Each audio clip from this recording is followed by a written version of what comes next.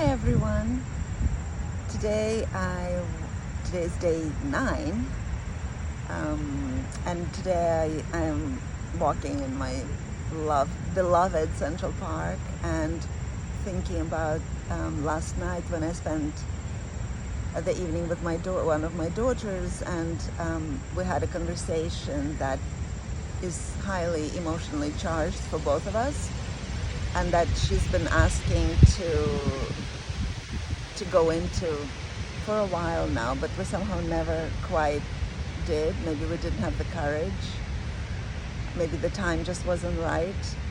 And last night we were finally able to talk about it, and it was really, really interesting to observe my own reactions. First of all, I knew that I had the capacity to have this conversation.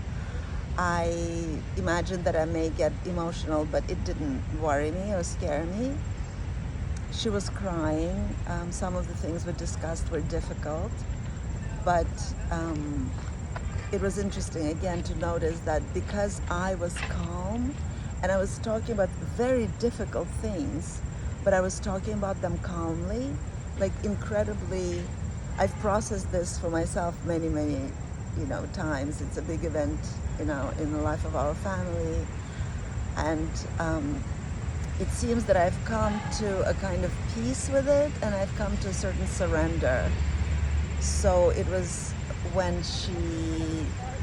we started talking about it, and sometimes she was crying, I was able to just be there for her, hold her, kind of validate her feelings, agree with her, with what she was experiencing.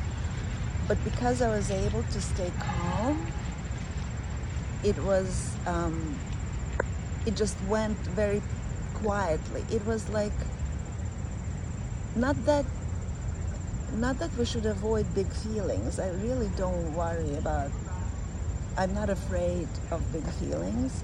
But it was just interesting to find another evidence of the points I always make, that the difficult conversations don't have to be difficult, that if one person at least can hold the polarity of calm, it sets the tone for the whole conversation. So she was more emotional than I expressed my feelings, but I didn't express them with an emotional charge, because I've processed it within myself. So whatever points were being triggered in me didn't produce a kind of emotional backlash that was overwhelming to my system. I wasn't overwhelmed. I was able to remain calm, and I think it just provided a beautiful foundation for this conversation that was difficult.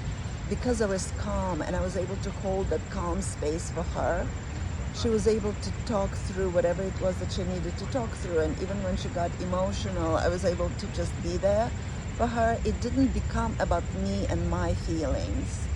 It was all about her and her feelings, which is exactly what she needed. And it's, in contrast, I remember, for example, when I was trying to talk about these things with my mom, she would be like, yeah, and imagine how it felt for me, something like that. And I think that I may have done that with my daughter in the past as well, where I would kind of, maybe being on the defensive, I would also say like, and for me, it was like this. And I think this time, it really wasn't about me. She asked me how it was from my perspective, and I told her. And it didn't have to be dramatic, actually. It was, I hope you hear me, the wind is so strong.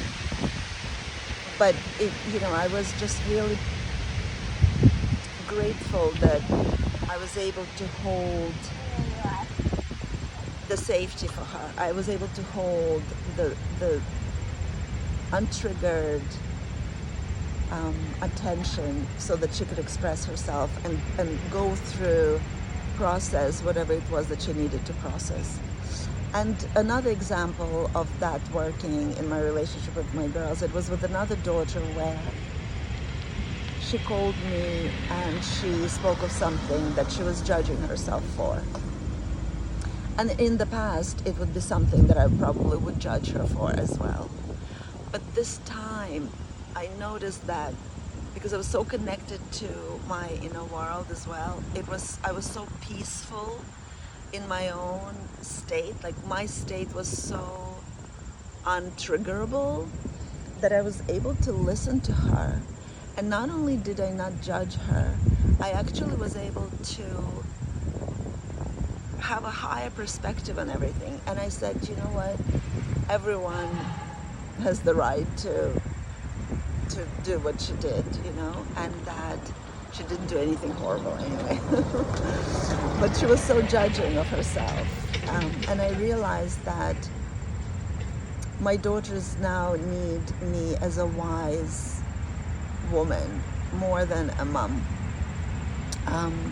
A mom to the extent that they can come to me with anything, of course, but that, you know, that responsibility that I had when I had little children, where not only was I responsible for their physical safety, but I also felt like, oh my God, but I need to teach them how to behave, and I need to teach them work ethic, and I need to teach them politeness and all this stuff. That's just not part of my relationship with them anymore. If they ask me my advice, I give it. But I notice more and more that the most effective relating point for me with them is to just be a neutral observer, an elder who can hold both, or like all perspective at the same time. I can validate their feelings. I can also, you know, give them advice about, you know, if they need it, but I give the advice from the point of view of self-care, not because they owe anything to anyone.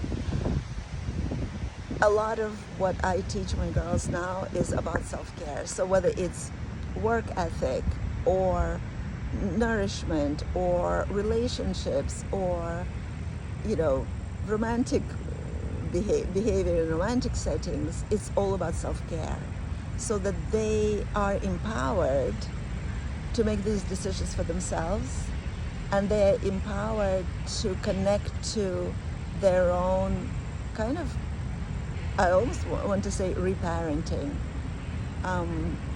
The more they can step into being their own parent when I'm not around, or even when I am around, to connect to that higher authority within themselves, the more effective my relationship with them is, the more healing, the more validating, the more helpful. So this is what I'm finding. And of course, all of this is only possible because I took care of cleaning up my own lane. I took care of addressing my own emotions, my own triggers. I took care of processing and integrating my pain points and all of who I am, and so that I can be this neutral, wise, higher perspective observer for them. It seems to be what they need most from me as they're becoming, you know, adults, already are young adults. So that's what I wanted to share today. These are my reflections this morning. And I just love, love, love being in my beloved Central Park, all the greenery, just so beautiful here. So I'll see you tomorrow.